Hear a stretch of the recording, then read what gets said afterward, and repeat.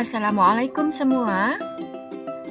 Yuk kita pelajari aspek makhluk hidup dan lingkungan dalam judul pencemaran lingkungan.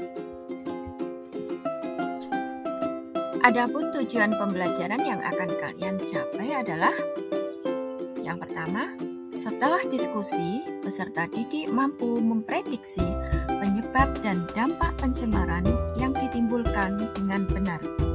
Yang kedua, setelah mendapat penjelasan, peserta didik mengaitkan pencemaran lingkungan dengan kegiatan manusia untuk mencari solusi dengan baik.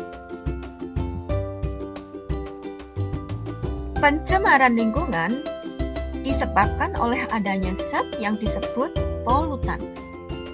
Pencemaran lingkungan dibagi menjadi 4 jenis, yaitu pencemaran air, pencemaran udara, pencemaran tanah, dan pencemaran suara.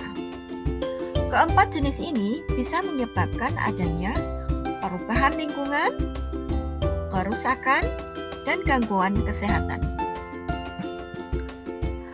Pencemaran lingkungan hidup didefinisikan sebagai masuk atau dimasukkannya makhluk hidup, zat energi, dan atau komponen lain ke dalam lingkungan hidup oleh kegiatan manusia sehingga kualitas lingkungan menurun sampai tingkat tertentu. Hal ini menyebabkan lingkungan hidup tidak dapat berfungsi sebagaimana semestinya. Penjelasan ini dikutip dari Undang-Undang Nomor 32 Tahun 2009 tentang Perlindungan dan Pengelolaan Lingkungan Hidup. Coba kalian deskripsikan gambar jenis-jenis pencemaran tersebut. Pencemaran udara biasanya terjadi akibat dari pembakaran bahan bakar pada kendaraan bermotor dan gas buangan pabrik. Adapun jenis polutan yang sering mengganggu adalah gas karbon monoksida, materi partikulat, nitrogen oksida, sulfur oksida, nitrogen dioksida, dan lainnya. Pencemaran air berarti terdapat sebuah kerusakan air dari batas normal. Air yang terpolusi disebabkan oleh ada sebuah racun atau polutan yang masuk ke lingkungan air. Polutan air diantaranya yaitu limbah industri, limbah rumah tangga, limbah pertanian. Pencemaran tanah bisa disebabkan oleh kegiatan pembuangan sampah yang tidak dikelola dengan baik.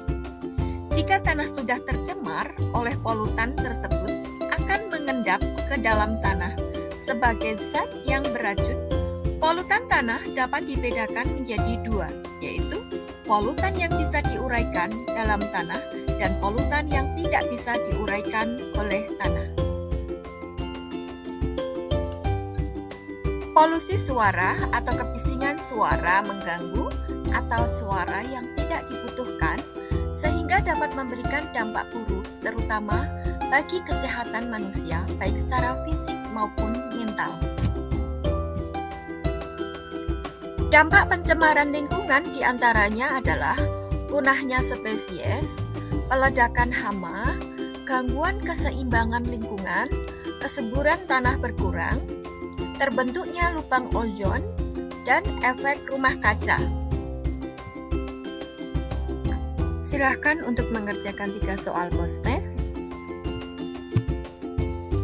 Setelah kalian post-test, marilah untuk bisa merefleksi. Bila kamu tidak sanggup menahan lelahnya belajar, maka kamu harus sanggup menahan perihnya kebodohan. Dikutip dari Imam Syafi'i. Thank you.